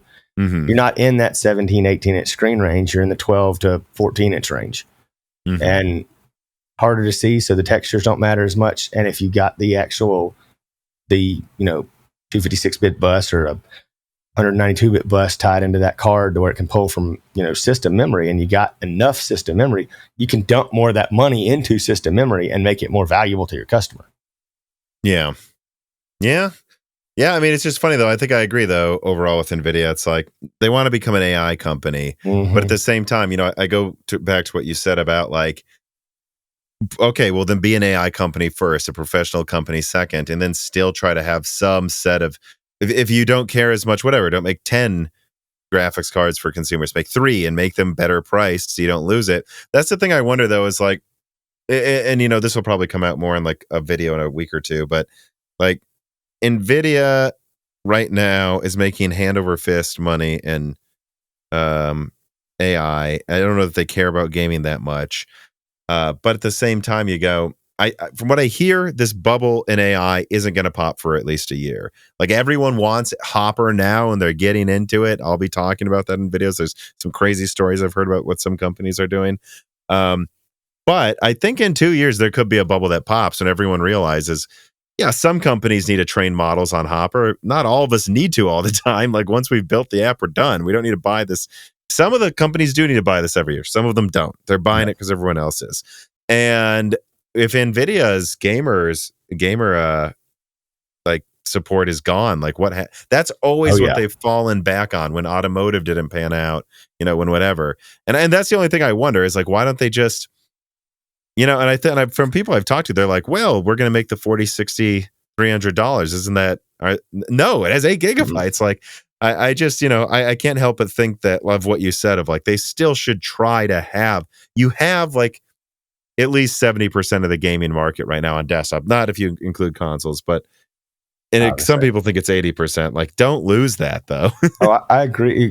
I think it's funny, and I'm going to say this because it's an opinion that I've had, and it's something that's come up recently. But I think the failing of Arc as a whole, not necessarily that it's failed yet, but the process of the failing was, and AMD and Nvidia both have recognized this over the years, is realistically, from a margin perspective, you don't make your money on your gaming card. So pushing out that gaming card and really pushing the gaming card first, the pro market, they kind of just, they never made anything for it. Like there was never a pro card from Arc that was a high-end, high. Well, they've got Plex now, but no one wants it. Yeah. And it doesn't even have most of those don't even have video outs on them. So I mean, from a right, yeah. So for like visualization stuff, like they got nothing. Yeah, from a professional, trying to get into the engineering and the architecture, engineering, construction industry, you're really looking at like it's hard. Like so, once again, from an enterprise perspective, it's really hard to say, okay, I'm going to go buy this gaming card that's not going to back me up for 4 or 5 years. But if they had said, okay, let's make Arc Pro and offer the Arc Pro card, and even if they just did it at double the price. Mm-hmm. And or even triple the price, because $350 for an A770 with 16 gigs. If you did triple the price but gave us 16 gig or gave us 32 gigs of RAM, and then gave us solid drivers and warranty support behind that, I think there would have been enterprises all over the world going, hey, we can. It's one less, because I don't know if you ever got to experience this, but whenever you set up machines for, enterprise corporations, you create the image for them all. And as you build the driver stacks for them, the less things you have to build, the better. You automatically have to get a driver for your iGPU no matter what. But if the iGPU driver also drives an ARC card at the same time, which they do, that's one less driver you have to add in, which means that the design team building that image for thousands of machines automatically has a leg up. Yeah, and I've been testing some Intel NUCs, and yeah, I mean, all their integrated graphics use the same driver download as Alchemist. It does. I will say they also have the same issues in Battlefield. Oh God, yeah. It's crazy to me, even though they've been using the same integrated graphics since Tiger Lake, so they've had 3 years to make this thing work. I mean, Jesus, but it's comical. I actually bought my own ARC card just because I wanted to be able to say I had one and could play with it. And it's still, I mean, like I said, it's not as a non-primary driving card. So I always have to have 2 cards in whatever desktop that I have personally, because I run my main monitor on my main GPU, and then everything else runs on the secondary one. And so as a secondary card, I can get behind an ARC card that's not trying to play the game, that's just trying to, display the web page that I'm looking at to my left to make sure I can see what I'm looking at or something like that. That's kind of an easy solution for them. And it also has, AV1 code, the AV1 encoder and that kind of stuff that, secondary tasks. It really was kind of designed for that, Not gaming though. Yeah, no, God, no. It was a flop on that side. And I don't want to beat a dead horse here, but I just want to point this out, guys. The integrated graphics Intel's had 3 years to build drivers for in Tiger Lake still can't really run Battlefield well. Why would I believe Alchemist will 3 years after it comes out if they can't do it with Tiger Lake? And the same thing's going to be for Celestial, because I don't think they're doing Battle Mage anymore. Well, I'm not going to give away what one of my upcoming videos is, but they're doing it. It's in Meteor Lake. There's probably going to be at least 1 card, maybe 2, but they've axed half of the lineup for it. Yeah. That feels best like case scenario. It's just like Alchemist, basically. Yeah, it makes sense. It truly does. I mean, I keep thinking about it too. I mean, just the ball that was dropped there. I mean, the opportunities we had to finally have a good third partner. Actually, do I have it laying around here? Because I can make you laugh. I do. I have a special one. Like I said, I have an ARC card. We'll see if you beat my special one, though. You might, because I know, you actually work with these companies. Oh, okay. Well, you have that. I have DG1. Yeah, you got me beat there. I have a plethora of old GPUs laying around. So I get people that go, why do you have all this stuff? I don't know. I just, I can't sell it. So collect it. Why not? Matter of fact, I have my Sandy Bridge CPU sitting behind me in the little plastic casing.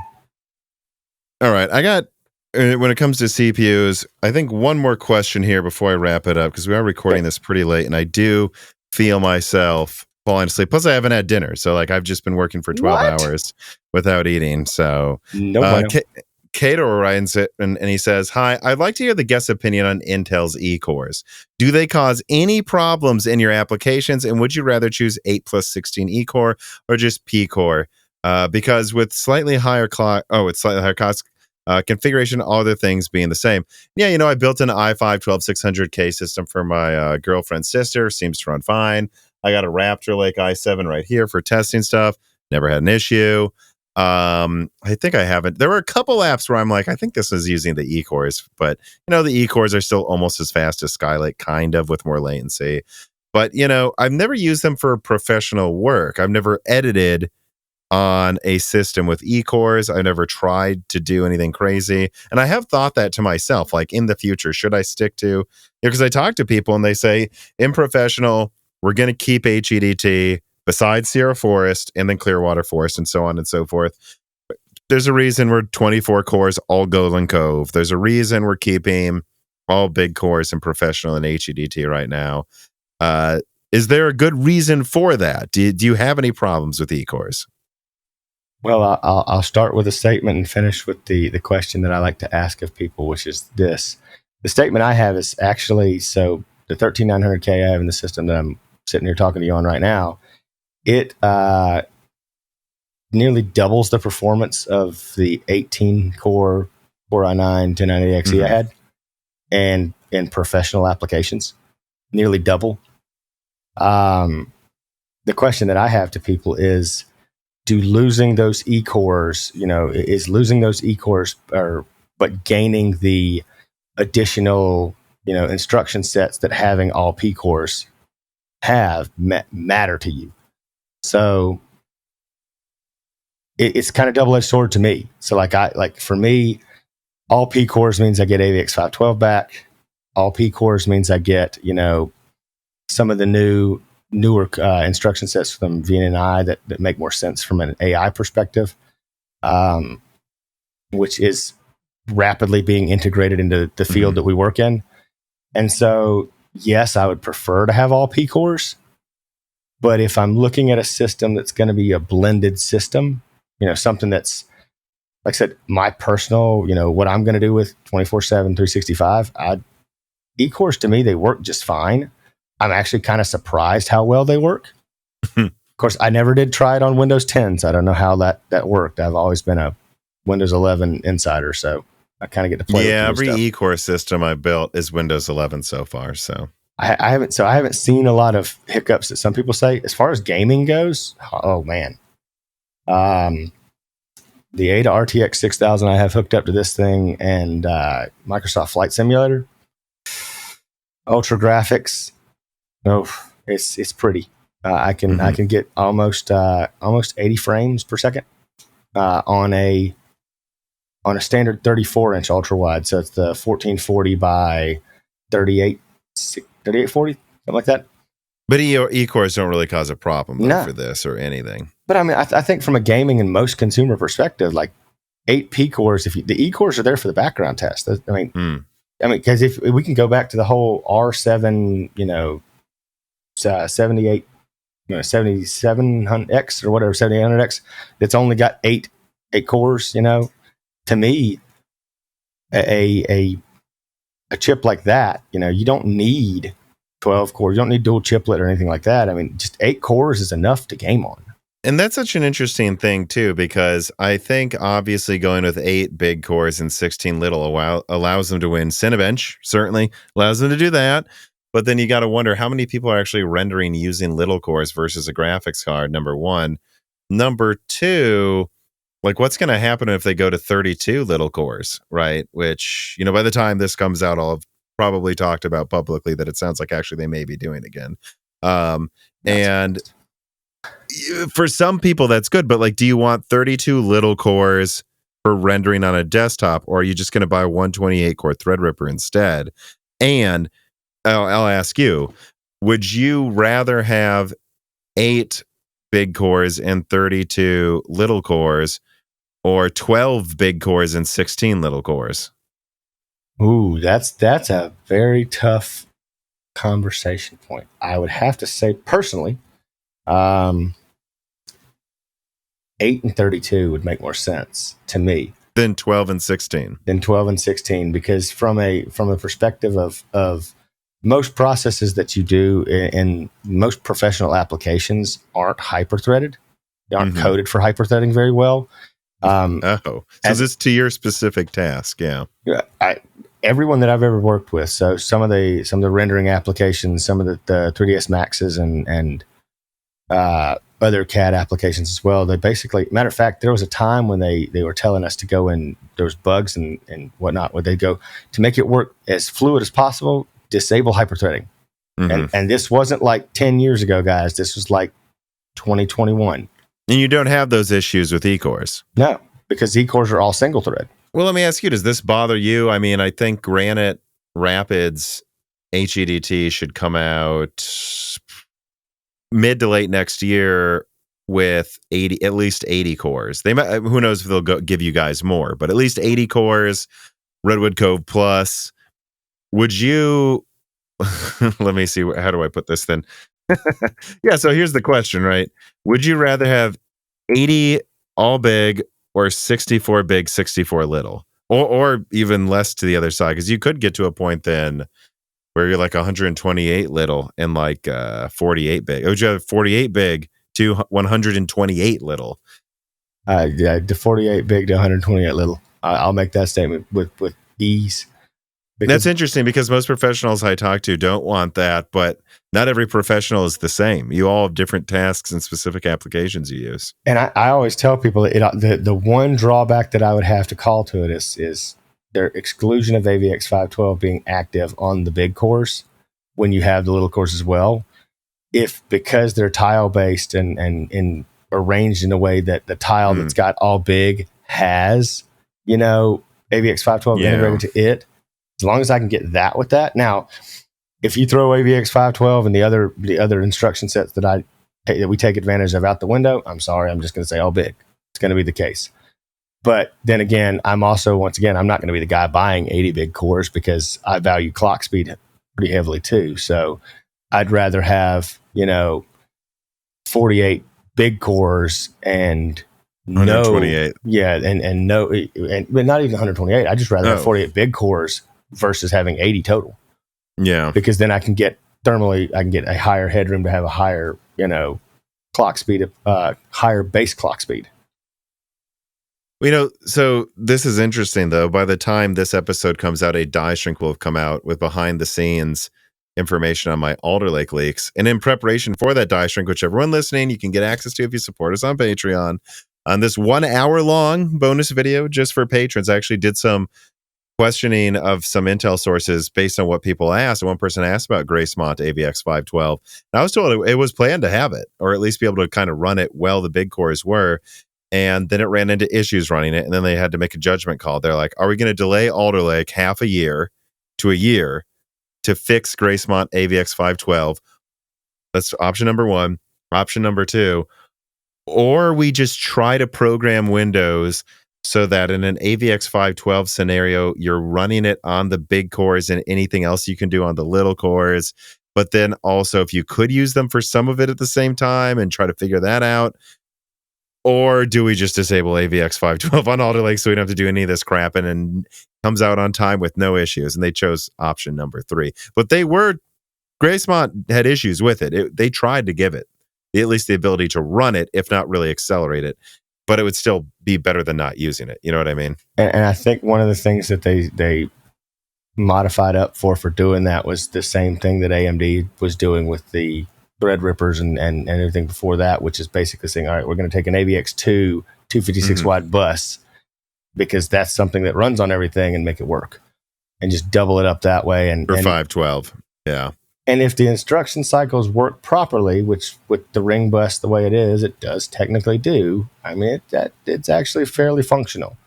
The latency penalties that you had on Threadripper, prior to the Pro versions, that kind of was a holdback there because of the latency going back and forth and actually pinging between the chiplets.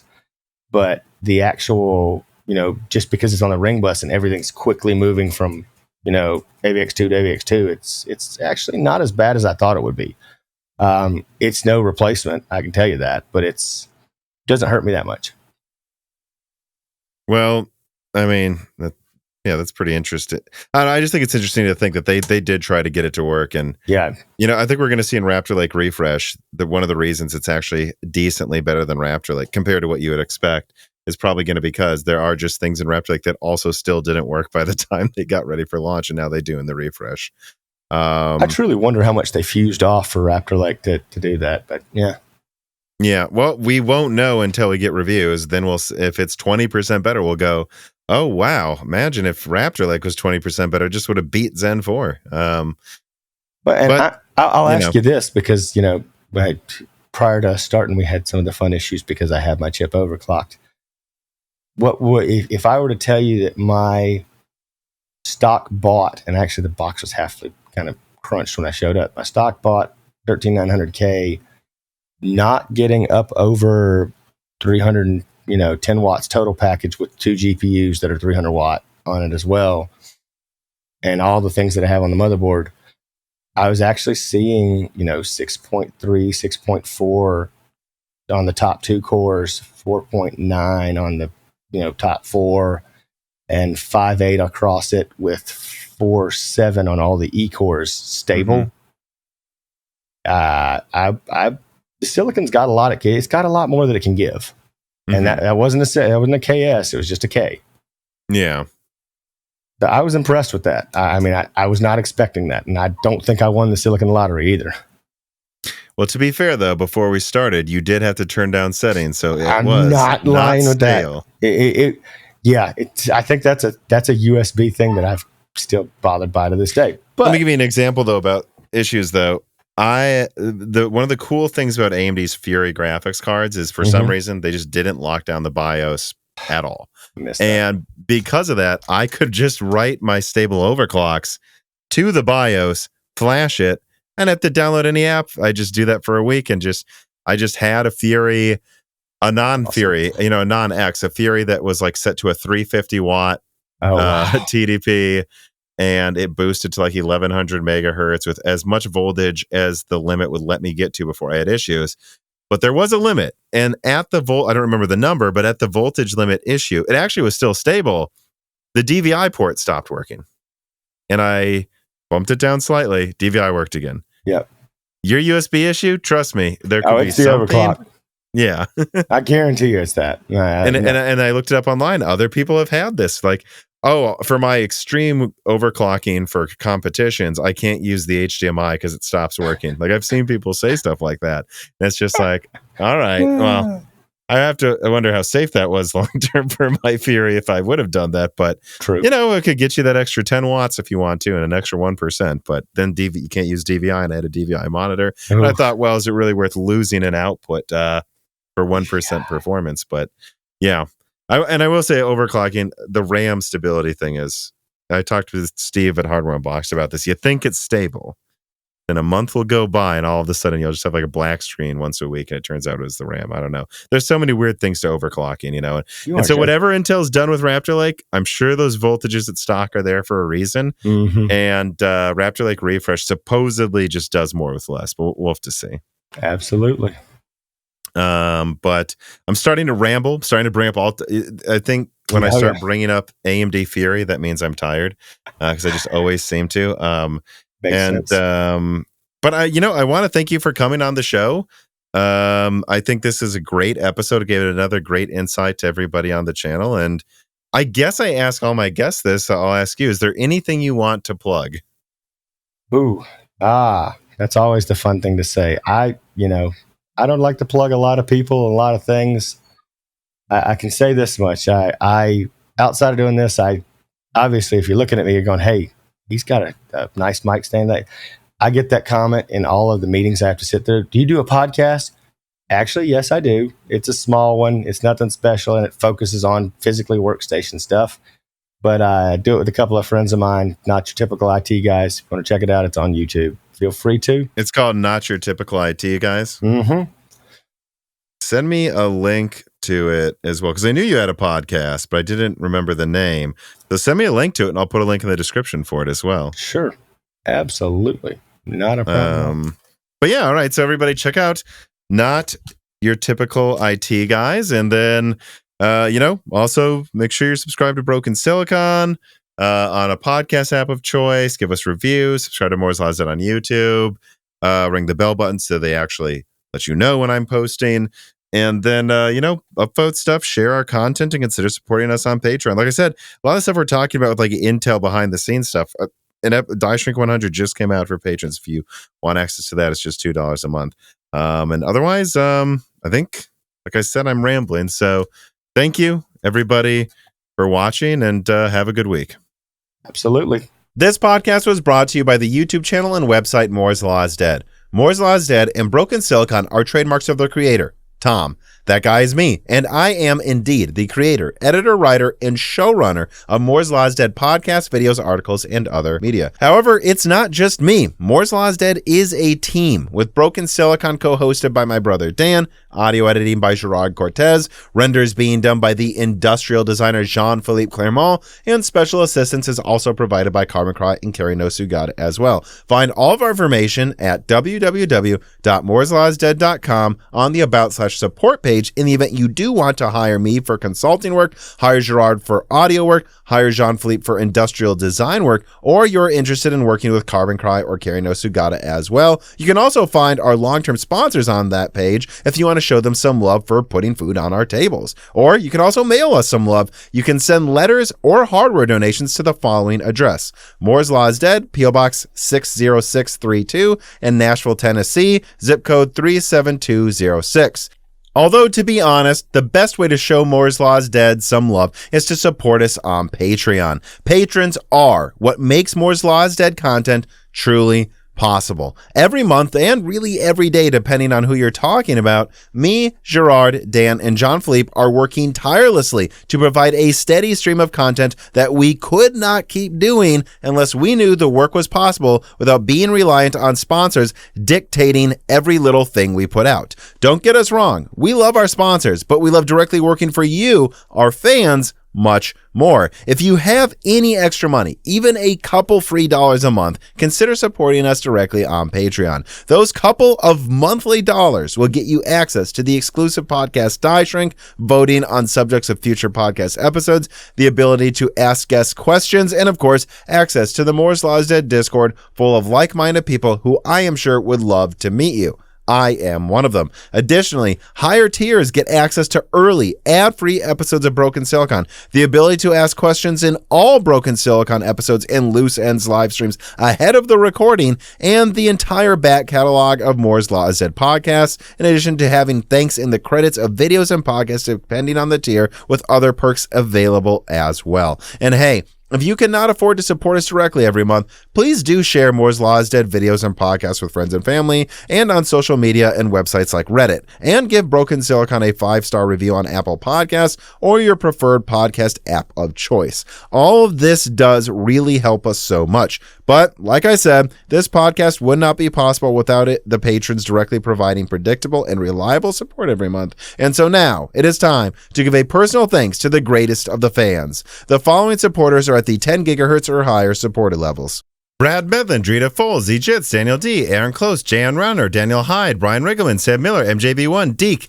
GZ Ziggy, SNES Chalmers, Jim Ferriera, Andrew S, Falcom Olev, General Drips, Jensen Wang, Nathan Mose, Eric Jackson, Sarcastro, Evan Dingle, Greg Gronchek, Chris Rich, Nicholas Buckner, Benjamin Cannon, Jonathan, Jesse Jeskowiak, 3DS Play 08, Albuma, Blake, HardForum.com, Franco Frederic, Shredbird, Dr. Forbin, Jake Dude 23, Jake Martin, Zlicky, Ricky Tankers, Ray Butler, Stephen Hart, Meat and Pork, Stu, Tim Robb, Ian Clifford, Travis Gooding, Nanian, Sammy Malas, Deepest Learners, Mad, Zutsu Taylor, Stephen Coates, Michael McGee, Greg, Patrick Gross, Stefan, Jordan Simkovic, Amiable Chief, Aaron, Tommy, Mark Mitchell, Ian Leaked, I Should, Mark Raidmaker, The Boss Haas, James Anderson, Cole Addict, Judson N, Cameron, Wesley Sager, Henry Zhang, Michelle Pal, D31337 Antics, Roger Davies, Cameron, Hexapuma, Chrysantine, Meyer Tech Rants, Reginald Ari, Tika Autumn, Jackson Miller, Frank Zielinski, Neith Zink, The Eternal Dreamers, JSMMH, Gaiman Since Reagan, Jeff Sedler, AWS Danny, Loophole 35, Windstar, James I. Raider, Corey Leonard, Little Germany Shea,